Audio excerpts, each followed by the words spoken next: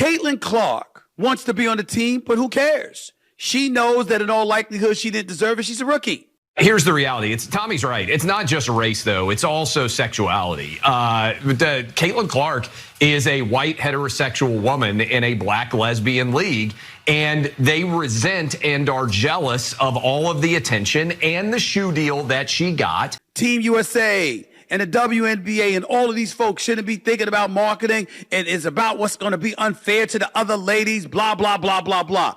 Go after Caitlin Clark. Beat her down as much as you possibly can. Get the best of her. Angel Reese, go out there and win. The recent exclusion of Caitlin Clark from the Team USA women's basketball roster for the 2024 Olympics has ignited a firestorm of debate among fans and commentators alike. This year's Team USA women's basketball roster will include several WNBA stars, but Caitlin Clark is not one of them. Stephen A. Smith, a prominent ESPN analyst, expressed his outrage on First Take, labeling the decision as stupid and questioning the commitment to growing the game of women's basketball without its most popular player. You got a max salary at $250,000. You had attendance, although it was trending in the right direction, certainly wasn't where you wanted it to be. And as Shannon pointed out just the other day, you got a team in the Indiana Fever with their struggling selves, struggling to win a damn game and be relevant. No team in the WNBA was worse other than the winless Washington Mystics. He emphasized that Clark's presence would not only enhance the team's performance, but also draw in viewers who might otherwise not tune in. The idiocy of Team USA women's basketball. How dare you make this decision? It's stupid. And I'm going to tell you why it's stupid. I want all the ladies on this squad to know every single one of y'all are deserving of it.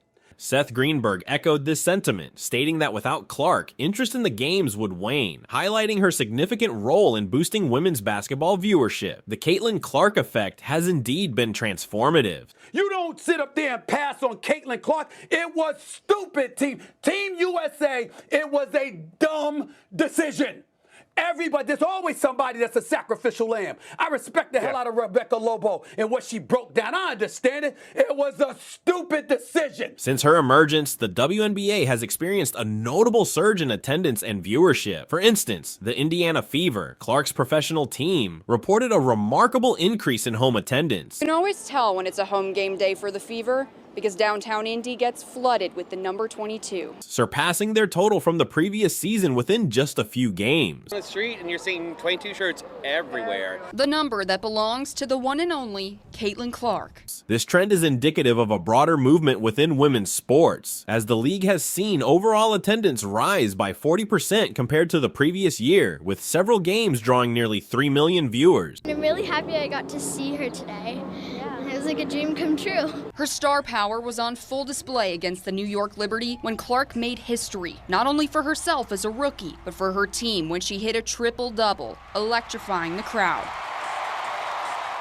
The highest in 23 years. Pretty awesome. We're big Iowa fans, so we've been watching her for years, and it was great to see her live. It was pretty surreal because we were watching TV, I think the game before, and she got really close to it. I think she was like a couple of rebounds away, and I didn't think that I would actually be at the first one, but here we are. It felt really exciting that my favorite basketball player made her first triple-double. We've been following her since like last season with Iowa, but seeing her do what she did on the court today, that was actually really amazing. Dawn Daly, who serves on the selection committee, acknowledged that Clark's current level of play would warrant strong consideration if the decision was made in the present day. When, as a committee member, you're charged with putting together best team of players, the best talent.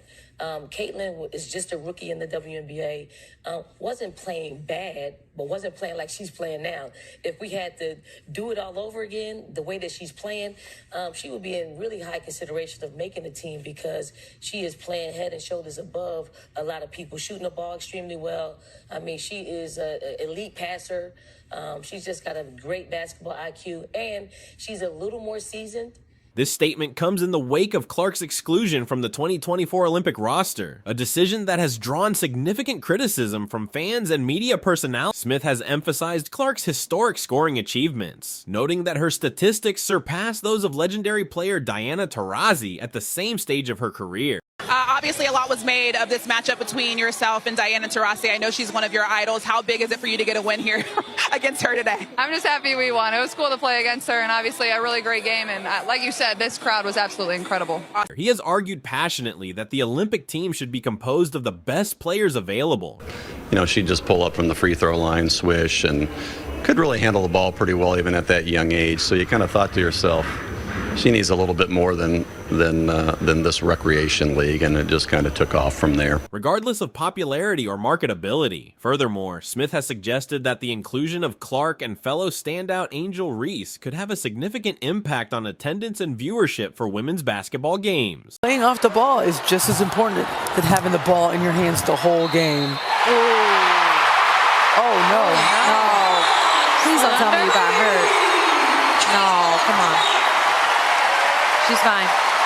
Walk it off. He contends that these two young stars possess the ability to attract larger audiences and generate greater interest in the sport. I just wanted to leave my mark. One day I want to be able to be a USA member. I want to be able to be with that team. So it was an honor to come out there and play against them. Coming off the bench, I just wanted to bring as much energy as I could.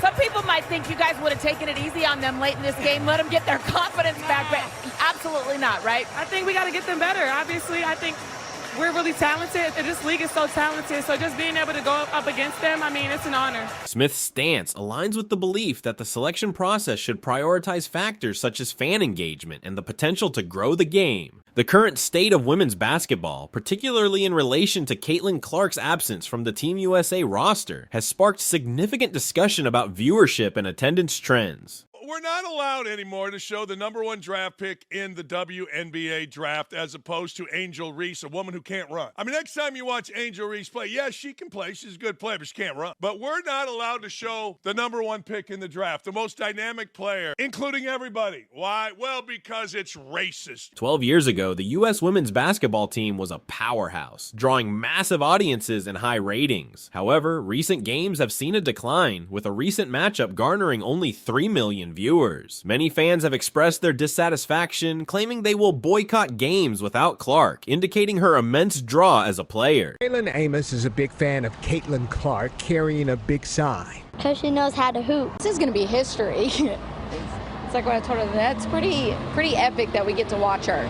you know, because not a lot of games here in Dallas with somebody that big of a star. The preseason game is more profound. Stephen A. Smith has been vocal about this issue, stating that star players like Clark and Angel Reese not only excel on the court, but also attract fans who are willing to pay to see them play.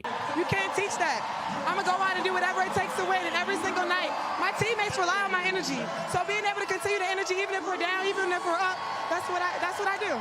I'm sure there was an opportunity or two for me to probably attempt another shot there quite at the end, but I trust my teammates. Obviously 13 assists, that means my teammates scored off of 13 of my passes. Like, it's a really great number. So I'm going to give them the ball every time and give them an opportunity to score. I believe in them. He likened their absence to a favorite NBA player sitting out a game, which often leads to frustration among fans. The attendance figures for women's games have been troubling. I just think that she's elevating the profile of women's sports in a way that most women should deeply, deeply, deeply appreciate. She's a phenomenal player. She's a phenomenal shooter. I call her the Steph Curry of women's basketball. I've been calling her that since last year. With some matches, like the one against Japan, seeing disappointingly low numbers. This has led to speculation that having Clark and Reese on the roster could have significantly boosted attendance.